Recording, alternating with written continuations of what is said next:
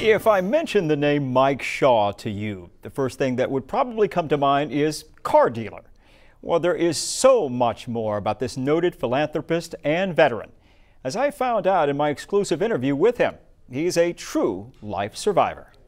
This time of year, You may easily recognize his face. it's time to shop Shaw first. But what's behind that smile of longtime car dealership magnate Mike Shaw is a tender yet tenacious life force. So much would lie ahead for this little boy born in Westlake with the candy cigarettes poking out of his mouth. I fell in love with the business. The Mike Shaw I met is both patriotic, down to earth, and no nonsense. There's only one answer, and it's no excuse, sir. And in all of his 75 years, he never gave up. Back in the 1960s, Mike didn't immediately go off to Vietnam.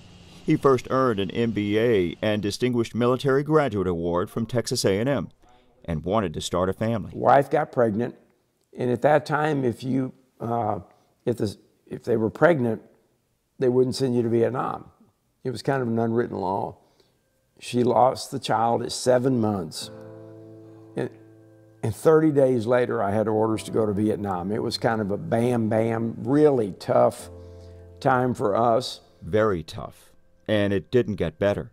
Mike was given a send-off of the worst kind by his fellow Americans. When I left the country and I exited in Washington State, they were throwing tomatoes at us. And when he arrived thousands of miles away, his war experience was jarring. Worst day of my life, you know, that unknown. For those that have ever gone into a war zone, it's the unknown. You have no idea.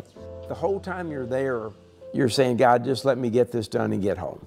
When he returned from the battlefield, Mike faced a new challenge here on the home front, trying to get an old job back in the car business.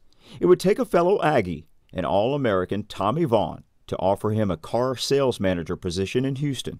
Mike's successful reputation there got the attention of a member of the HEB family, who owned car dealerships here in Corpus Christi. Mike wanted his own business, but he didn't have the money. We spent the weekend with them in Rockport, and next thing you know, October of '73, we're in Corpus, and they gave me sweat equity, 4% a year if I'd stay 5 years. So I said yes. The rest is history. We were there from '73 to '88.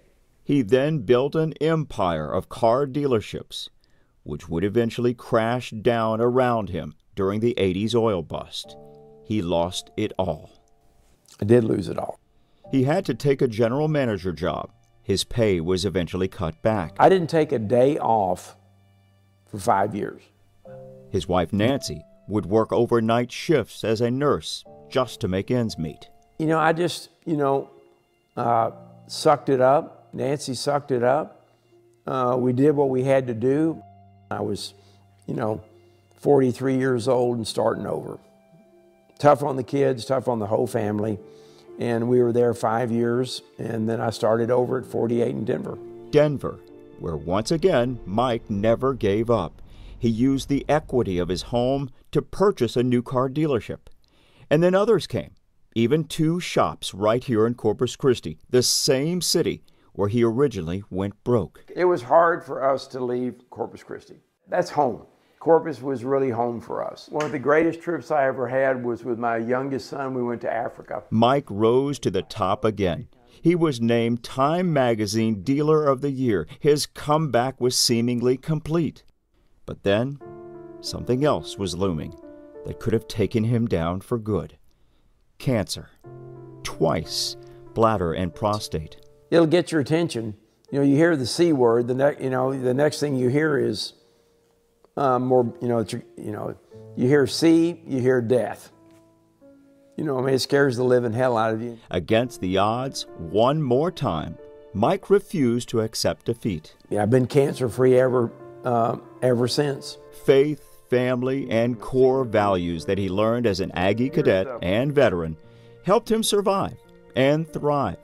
Yet something still was missing. that was the real turning point for me. Feeling so blessed after overcoming all these years of financial and physical struggles, Mike felt compelled to do more, to give back more to hospitals like Driscoll and MD Anderson, more to young 4-H and livestock groups, and more to his fellow veterans. The latest gift to our new Flag for a Flag campaign.